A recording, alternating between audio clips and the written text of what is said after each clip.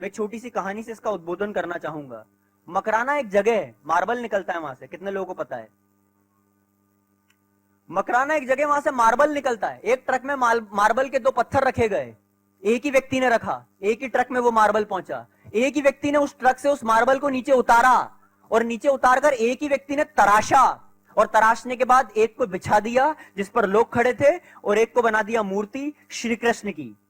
तो जो नीचे पड़ा था वो चीखता, चिल्लाता, विद्रोह और आतंक की भाषा में बोलता, कितना बड़ा अन्याय है भाग्य का, कितना बड़ा अन्याय है प्रारब्ध का, कि हम एक ही जगह से निकले, एक ही व्यक्ति ने रखा, एक ही ट्रक में आए, एक ही व्यक्ति ने तराशा, लेकिन को लोग मेरे ऊपर खड़े होते हैं और तुम्हारे सामने साष्टांग प्रणाम करते हैं, तुम्हें अर्घ चढ़ाते हैं, तुलसी चढ़ाते हैं, तुम्हें गंगा जल से नहलाते हैं, प्रसाद चढ़ाते हैं। कितना बड़ा अन्याय है। हम में से भी कई लोग कहते हैं कि कितना बड़ा अन्याय है।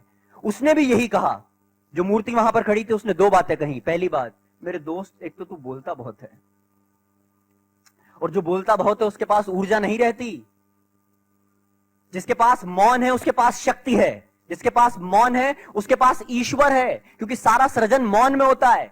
जितने बड़े बड़े सृजन हुए हैं वो सब मौन में हुए हैं। स्टीव जॉब्स कमरे में बंद हो गए, मार्क जुकरबर्ग कमरे में बंद हो गए। बड़ा विशालकाय पेड़ चीख के तो नहीं बोलता है कि मैं बनने वाला हूं, वो तो जमीन में संघर्ष करता रहता है, करता रहता है, करता रहता है। एक दिन फूटता है तो बोलता है चुप रह तू, बोल मत। यही तेरी सबसे बड़ी गलती है, क्योंकि तराशते वक्त जब पहली बार हथौड़ा लेकर, चंसी लेकर आदमी तेरे पास आया था, और जब पहला प्रहार तुझ पर किया, और तेरे पर पहला प्रहार करते ही तू टूटा।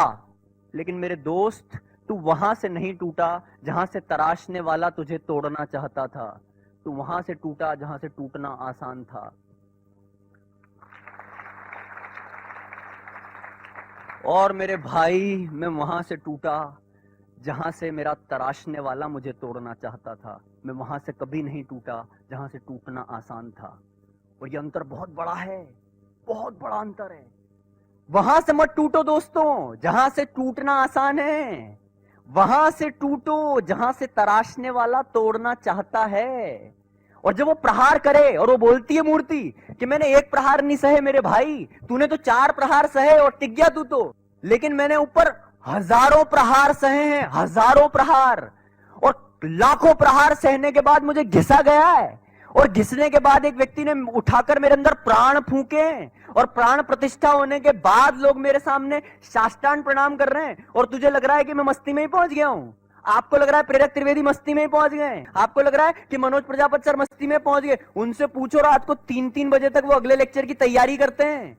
आप उनसे पूछो कि वो फ्लाइट में कितना ट्रैवल करते हैं, और मजाल के मंच पर आके वो चेहरे पे बता दें आपको कि मैंने आज कितना ट्रैवल कर कर आया हूं मैं। आपको मस्ती में लगता है अग्रिम पंक्ति में जो लोग पहुंचे हैं वो ऐसे ही पहुंच गए। आपको लगता है आपके पिता ने साइकिल तक पहुंचते हुए आपको कार की चाबी दे दी, वो मस्ती में ही हो गया है। कुछ मस्ती में नहीं हो रहा है, आप मस्ती में हो।